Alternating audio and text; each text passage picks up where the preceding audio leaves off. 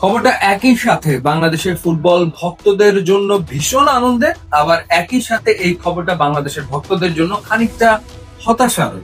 খবরটা হচ্ছে যে অস্ট্রেলিয়া অনূর্ধ্ব-20 দলে ডাক পেয়েছেন বাংলাদেশের আরহাম ইসলাম। এই নামটার সাথে বাংলাদেশের ফুটবল ফ্যানরা খুবই খুবই খুবই পরিচিত। এই ডিসেম্বরে অস্ট্রেলিয়া অনূর্ধ্ব-20 দল জাপানে একটা ট্রাই নেশনস সিরিজে অংশ নেবে, যেখানে খেলবে স্পেন আন্ডার-20, এরপর জাপানের অনূর্ধ্ব-20 দল এবং জাপানের একটা ক্লাব। তো সেখানে অস্ট্রেলিয়া অনূর্ধ্ব-20 দল পার্টিসিপেট করবে। সেই কারণেই যে স্কোয়াড ঘোষণা করা হয়েছে সেখানে রয়েছে আরহাম ইসলামের নাম। এই আরহাম ইসলাম বাংলাদেশে এসেছিলেন 2024 সালে। তিনি বাংলাদেশে এসে অংশ নিয়েছিলেন অনূর্ধ্ব-17 এফসি বাছাই পর্বে, এবং সেই টিমটার কোচ ছিলেন সাইফুল বারী টিটু, যিনি পরবর্তীতে টেকনিক্যাল ডিরেক্টর রয়েছেন বাংলাদেশ ফুটবল ফেডারেশনের। ওই টুর্নামেন্টে খেলে যাওয়ার পর আরহাম ইসলামের সাথে বাংলাদেশ ফুটবল ফেডারেশনের পক্ষ থেকে আর কোনো রকমের যোগাযোগ করা হয়নি, অর্থাৎ যোগাযোগ ছিন্ন করা হয়। কারণ এরপর বাংলাদেশ আন্ডার-19 টিম বিভিন্ন টুর্নামেন্টে পার্টিসিপেট করেছে এবং সবশেষে আমরা দেখেছি যে বাংলাদেশ অনূর্ধ্ব-23 দল এফসি এশিয়ান কাপের বাছাই পর্ব খেলেছে।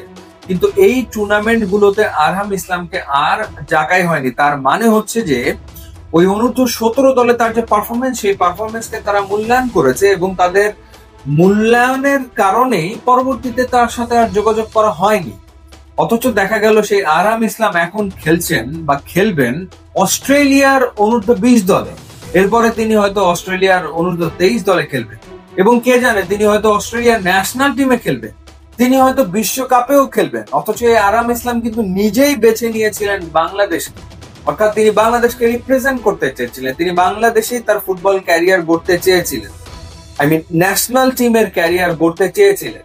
কিন্তু বাফুফে থেকে তো তার সাথে কোনো যোগাযোগ করা হলো না। সুতরাং এখন তো প্রশ্ন উঠবেই যে কেন, কি কারণে এরকম একজন প্রতিভাবান ফুটবলার তার সাথে আর পরবর্তীতে বাফুফে কোন রকমের কন্ট্যাক্ট করেনি, এবং পরবর্তী যে দলগুলো ঘোষণা করা হয়েছে আন্ডার-19, আন্ডার-23, তাকে কেন ডাকা হয়নি, সেই ব্যাখ্যা তো এখন বাফুফেকে দিতে হবে, ডেফিনেটলি দিতে হবে। কারণ তার যে প্রতিভা আছে সেটা তো প্রমাণিত হয়েই গেছে। তিনি ডাক পেয়েছেন অস্ট্রেলিয়ার আন্ডার-20 টিমে। তাহলে ওদের যারা টেকনিক্যাল এক্সপার্ট, তাদের দক্ষতা কম, তাদের যোগ্যতা কম, তারা ডাকতে পারে তাদের ন্যাশনাল স্কোয়াডে, আর আমরা সেখানে বেমালুম ভুলে গেলাম আরহাম ইসলামের কথা। এটা আসলে কেমন করে হয়? সুতরাং এই ব্যাখ্যাটা তো দিতে হবে।